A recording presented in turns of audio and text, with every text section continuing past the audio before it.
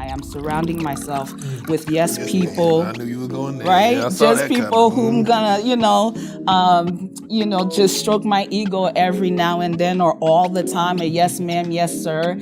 And I don't have people around the room who are going to challenge me, help me to think about the ideas and goals and vision and mission differently, bringing in people from diverse perspectives in the room, diverse experiences, who can inform that vision, who can inform the process by which you implement that vision. Then of course you're just going to be really an island of yourself, an echo chamber, right? With a bunch of people around you who are just like, Echo chamber? Elaborate if I had an organ.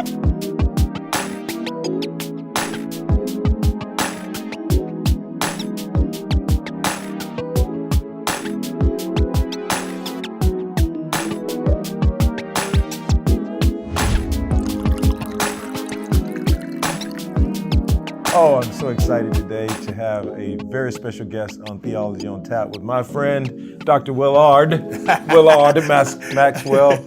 I am Dr. Antipas Harris, and our guest today is Esquire, the Esquire herself, Jessie Sinclair. Saintcyr.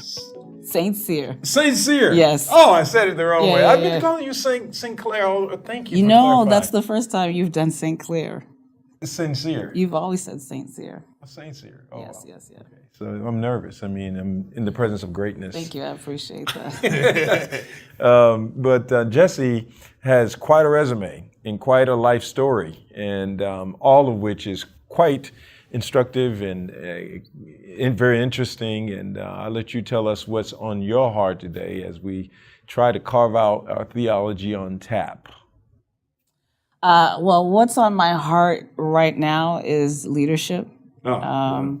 And just being here at the International Leadership Summit, of course, that is the topic of mind for really anyone who is paying attention to what's happening in the country and across the world. It's just the types of leaders we have, how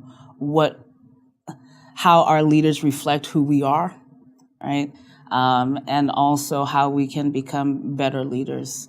For me, the intersection of my background and leadership plays out every single day of my life, and it's part of what I do in my work. So that's where my mind is right now, leadership.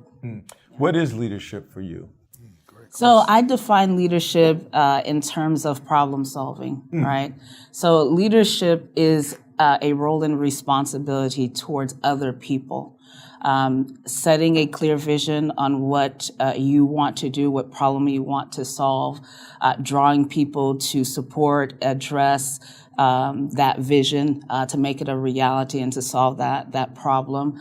And then also empowering and developing those leaders to build future leaders, right? So it is not a post that you hold on forever. It's something that you pass on. Leadership is a baton. Right? I'm here for a moment in time. I'm here to solve a problem. I'm here to equip people to help me solve that problem. And I need to develop people to continue solving that problem once I move on, whether it's from a role or from that season in my life. And also continuing to prepare myself as a leader, first in Christ, and also then given my profession or expertise, always learning, always growing, and developing the self-awareness to be an emotionally intelligent leader who doesn't bleed on other people, but can at every stage recognize where I am, who I am, what I have to offer, and to build other people to do the same so that they can keep solving problems that affect humanity. Wow. I love the way you said pass the baton. Yeah. And so many of our leaders don't pass the baton. In track, I ran track, and when you run a relay, when the first leg is running to the second leg starts running, and then they pass the baton while they're going at full speed. And I believe a lot of times our leaders of the generation, they don't really pass the baton. We just hold the baton, then we're in a walker, can't even move, and most of us die before we pass it to anyone. And then churches and other organizations are left in disarray because no one ever started a transition of power, because so many people have their ego in the way and don't want to pass the baton.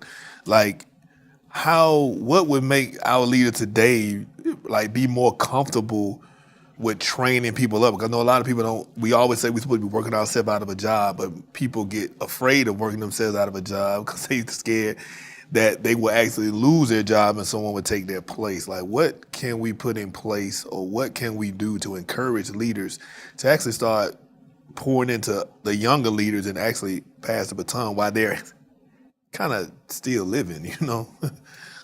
Well, check your ego is the first one, right? Yes. We're here for a moment in time. Yes. The way I say it is that we're part of the solution. We're not the only solution. And to imagine that we are the end-all, be-all for that problem or for that community or for that office or for that community or the nation is misguided. Is it right? That looks, I wish the camera was on this side. You would have saw that look like you think you all that. That would have gone. Yeah, but look, that was a whole sentence right there. Go ahead. I'm very expressive, so I don't have that poker We need one face. camera right here too, boy. I'm telling you. So an ego is the biggest thing, right? So checking our ego, and I think ego is something that has been formulated over time. Based on our background and our experience, our exposure, the people who rejected us, our vulnerabilities, our, childhood in terms of how we were raised, or the lack of support that we got, education, spiritual journey, all of that. So we have to check our ego, check our motives, check, what incentivizes us to do what we're doing.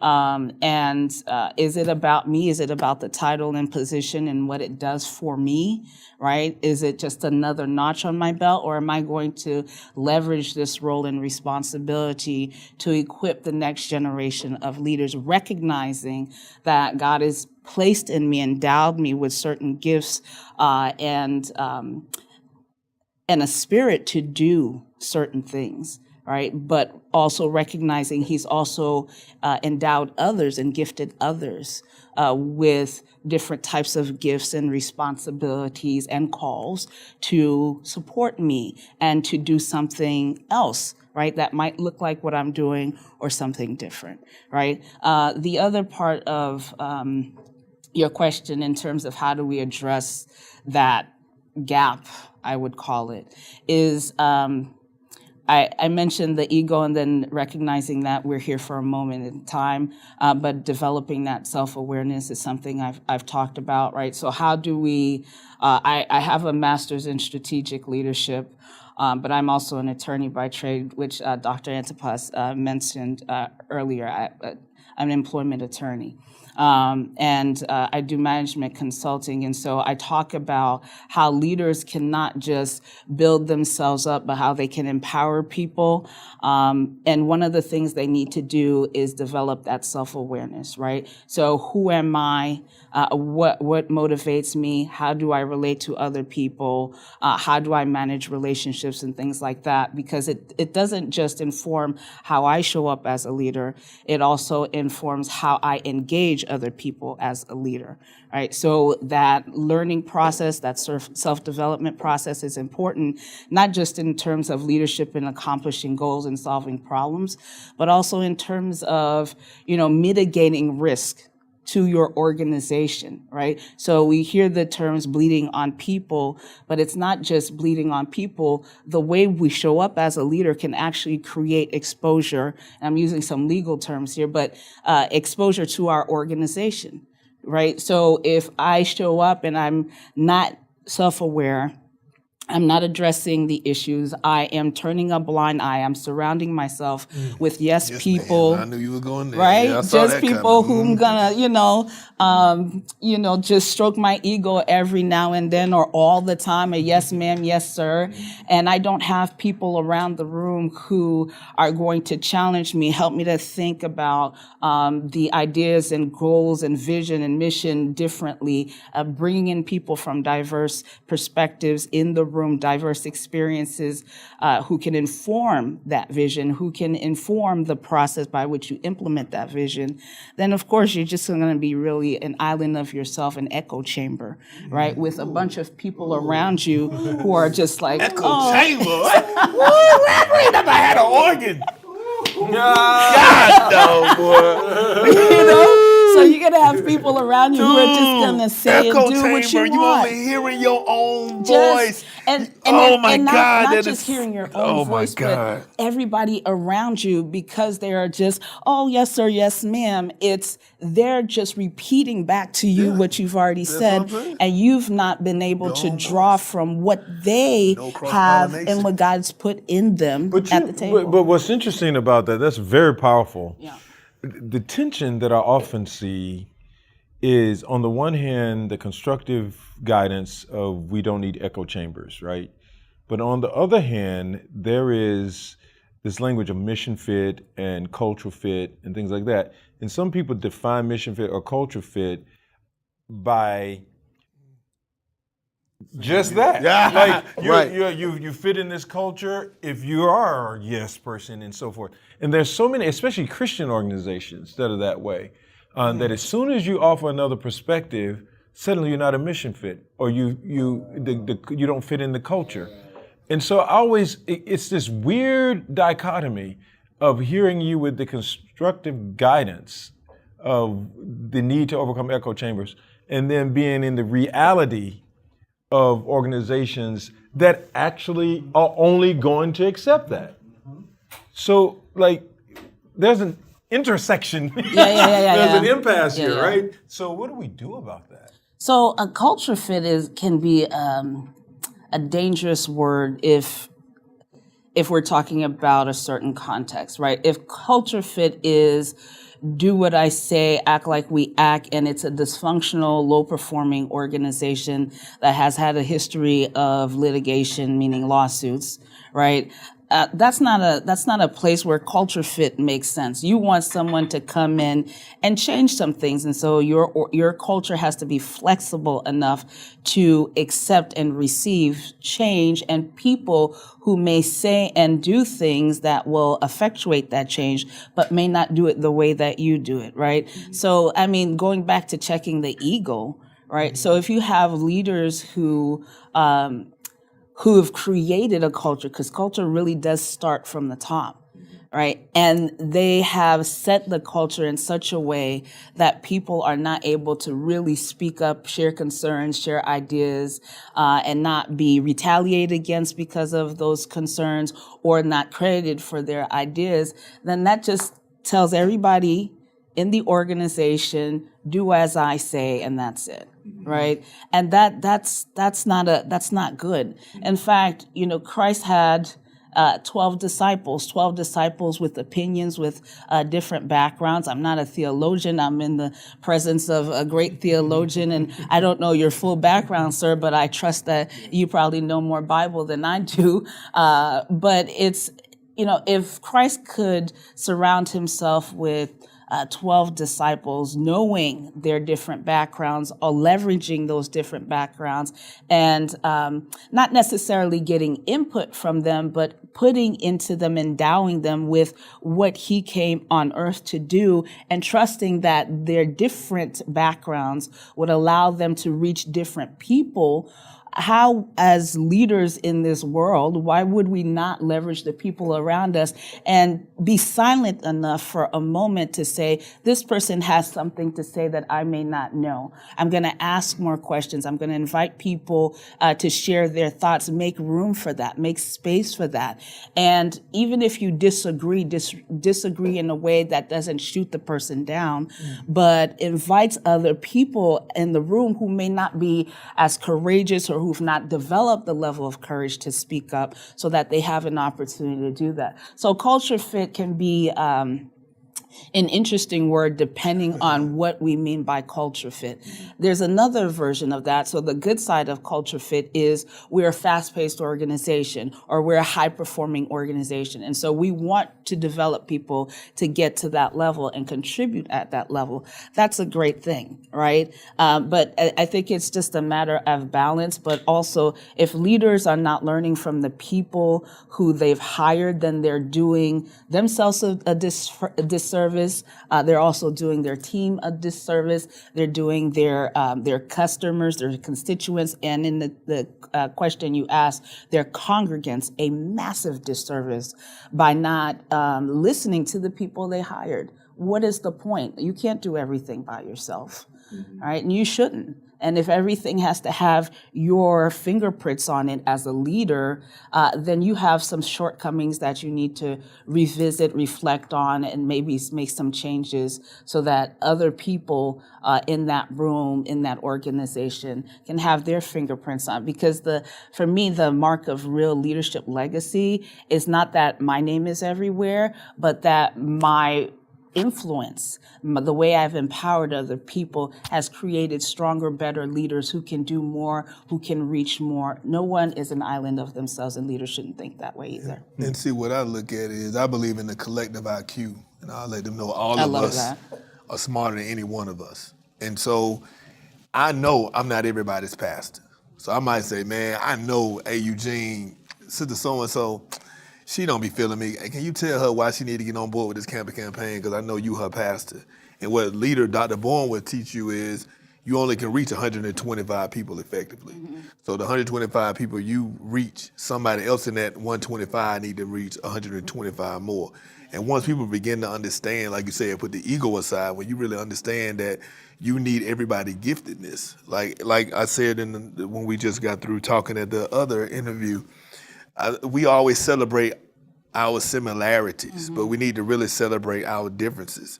Because when we celebrate our differences, then you can do what I can do what you can do, and we as a team work together. Sports know that.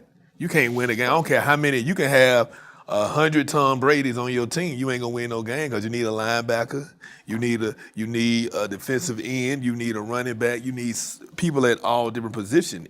Tom Brady is a great quarterback, the greatest quarterback arguably of all time, but you can't win with all quarterbacks. You need different people playing different positions.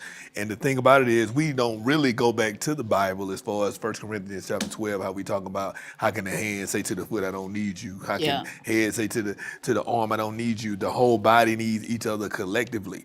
And your gift may be prophetic, but my gift may be praying in tongues. Your gift may be interpreting tongues. We all need our gifts to work together if we're going to really go somewhere. And I think a lot of times we do talk about culture. And man, you helping me, because when you say it really is the church more than anything, because we always feel like you the preacher, you're supposed to listen to me. Yeah, but I still want people to hold me accountable. I tell my people, you shouldn't agree with me all the time because I'm the visionary and I should be able to see further than you. And then your idea sometimes should bring something else to me. But now if you disagree every time, there isn't a wrong culture. Every single time you shouldn't disagree, but at least sometimes you shouldn't be telling me yes every time. If we don't disagree at least 1 or 2 times, I'm around you every day, and if we don't agree, and we go through a whole 10 years and we never have a disagreement, and one of us fake. Because if you think everything I think, I believe that's highly impossible. I want to kind of marry the question, my answer, and what you just said there. Okay. I just wrote this down, that culture is the measure of the leader's maturity, the maturity of where that leader last developed him or herself.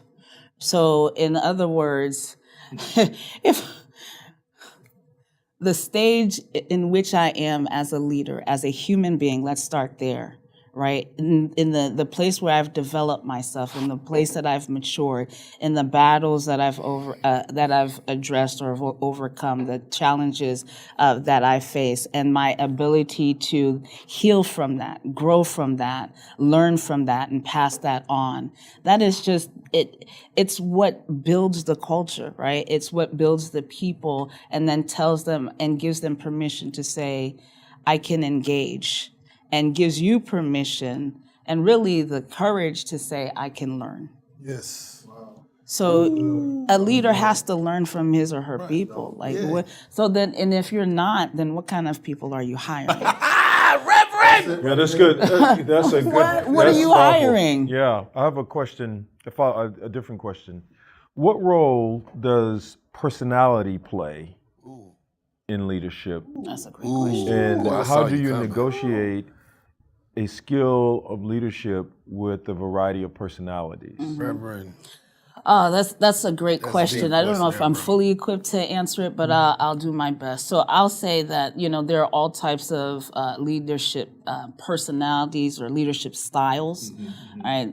Depending on who you're looking at and what scholarly materials you're looking at, there could be 12 or 20, right? And I think you just have to be aware, going back to self-awareness, aware of how you lead, who you are, what your personality type is. So I am an extroverted introvert, right? I've taken all kinds of personality tests. I know that at a certain time in the day, please don't talk to me. Right? Just why we vibing. That's just why get we me some vibing. coffee. It's me and Dude, Jesus go up away. until a certain Jesus. point, and then I can invite everybody else in. Right? So if I know that about myself, I'm going to lead in such a way that I'm not going to schedule certain conversations at a certain time because I'm not going to be able to fully engage you, right? Because my mind is somewhere else, or I have not quieted myself enough so that I'm refreshed and I have what I need to get through the day, right? So, that's something I have to be mindful of in terms of how I engage other people and how I master myself and my time and my energy and my actions. But then in terms of how I engage the people around me, right? So if I know I'm an introvert, and one of the things that I don't often share is that growing up, I was very, very shy. Absolutely, until maybe fairly recently, I was still very shy. I don't, public speaking wasn't natural to me, right? I would have a family member, one of my sisters, I'd pay her to walk down the street with me because I didn't want people to look at me. I didn't want to talk, right? And I don't know where that came from, but over time, I recognize that being in leadership requires that I communicate one-on-one interpersonally, but also communicate organizationally. So if I'm developing myself as a leader, as a person, then I'm recognizing that there are certain things about me that may make me feel uncomfortable in certain settings. And so I have to master that and address that, right? I'm working with all my strengths, but I'm also identifying and not ignoring my weaknesses, but working on them. So one of the things that I do in certain settings, given my personality type, right, is that I know that if I'm communicating organizationally, there's a certain preparation I need to have. If I'm communicating with people one-on-one, there's a certain preparation that I need to have, right? And then if I am building a team of people, I know that in terms of communication, I may speak very well publicly, but there are certain things about communication, written communication, social media communication, written communication, email communication, right? There are different aspects of communication where I may need someone else to come in, and so I'm going to hire based on not just my weakness, but also the needs of the team and the needs of the organization, right? So there are multiple levels to that, and I think your question is a very important one, and I think depending on the leader, his or her personality style, but also the team that they have and the needs of the organization will determine how they manage themselves and their personality, but also how they engage those people and how they build the appropriate team to support the organization. I'm glad you said that because That's a mouthful. no, by the because way. I know me and I'm an introvert as well, and that's why like Antipas, he went and called all the people in. You know, I get the camera people, I do all that, but or Jonathan, I hire a lot. I hire extroverted people to kind of come on these type things with me. I mean, so I bring some of my extroverted crew, so we can build shows and do things. And I know, man, what's his name again? And Jonathan will text me, it's so and so, because he remembers people, he talks to people, he engages with people more than me. And I love the way you said the maturity of the leader, because a lot of times you come in, you do have to change culture, but you have to know you, because you may be changing the culture for a detriment. And the Bible says that your culture, your tradition, have made the word of God to none effect. And so no matter how powerful the word is, your tradition, your culture can stifle it. Jesus had just healed all them people on one side of the lake. Got in a boat, went to the other side, and couldn't heal that many people in his community. And he said he marveled at their unbelief because they said, "Ain't this Jesus? Ain't this the Jesus that was down the street? Ain't this the Jesus that knew who that Mary is the mama of?" And he marveled at their unbelief because their unbelief kept them in a place where he couldn't even heal them, and he was Jesus. You understand? So the culture where he went to, he couldn't break through it because the culture of familiarity that they had. And so as a leader, you got to be able to cultivate and change that culture to a culture that's thriving and is able to be receptive to the word of God. But like you said, if your ego get in the way and it's just you and you can't see yourself and you in the echo chamber and only hear you could be wrong because maybe you have not grown to the fact that you understand that you're wrong sometimes. You understand? I know me, like I said, with him, he gonna always be more boom. He gonna always be like, yes, more stable, more serious, more coming from the theological side or whatnot. I'm gonna try to go to the here and now or whatever. I might throw a joke here and now, but he's gonna balance me out. You have to understand who you are. Oh my God, like you got my mind blown because so many people hire people that's just like them instead of hiring people that complement. They supplement themselves instead of complimenting themselves to get somebody who's different and fills in the gap. And you do have to worry about your team. You have to know your people and who you need to put in front of them. This is so many things going through my head right now. Yeah, I know. She got you going, man. Yeah, so let me take two of them. She's a stimulator. Yeah. so two things. On the one hand, sometimes leaders create a culture because many times top-level leaders are not residential. They're not there all the time, right? You put something together. I'm away now from my team. Yeah. So I put this team together, right? And then I want, regardless of how toxic the team might be, I want to bring in other people to put them in there. And if they don't work with that team that I put together, because I don't really want to deal with them anyway, then they become the problem rather than addressing what the real problem is. So it's a personality conflict rather than a skills necessity or even a skills fit. It's a personality misfit, and sometimes organizations strangle their own success by wanting to accommodate to a personality culture. And have you ever seen this organization? You bring in top-level leaders, and you have this revolving door of people who are actually competent. You want to hire these high-level people all leaving, but you still got this same core group here, right? That they're loyal. They're loyal, so you can count on them. But you got to go find another high-level skilled person every 6 months, every 3 years because they can't tolerate the toxicity of the personality culture. You know what I mean there? All right, so that's... You preach it, they gatekeepers. They don't want anybody else in there. They want to stay exactly where they are. And their value and is push you can them trust them to stay there. Right. And they can maintain while you still try to court more high-level people. And you keep dumping these people on there and you're wearing them out because you got this toxic sort of loyal group that protects, they consider themselves mission police.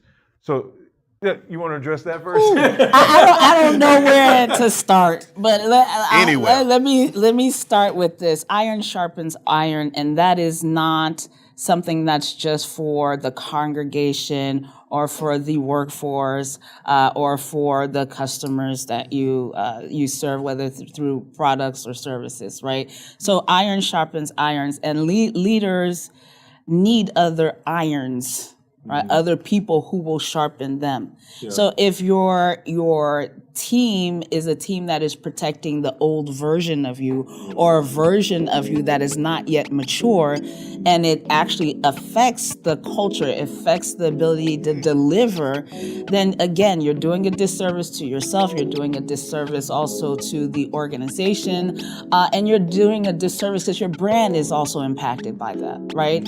And people will know, okay, I can go there maybe for a short stint and maybe build my resume or meet some people, but that's not the place I'm going to grow, and it's not the place that I'm going to stay. They wood and I'm iron. Yeah. I gotta So- chop them, and I'm getting dumb messing with your organization. Yeah. My style is really, usually, if I'm staring at you like this, I ain't listening. it looks like I'm listening, but I'm not. actually not. I hear you Usually, better if like I'm doing this. this. And Yes. I'm doing this, I'm actually listening. Yes. And I know a lot of little boys like that. I don't know if this is a boy thing, but I know boys like that. Man. That if they're busy and they act like that, Mom, I can't hear da, you. da, da, da, da, da. But if they're sitting there looking like this, Yeah. they My look thing like is they're this. listening, Yeah, but man, they're- this is my thing.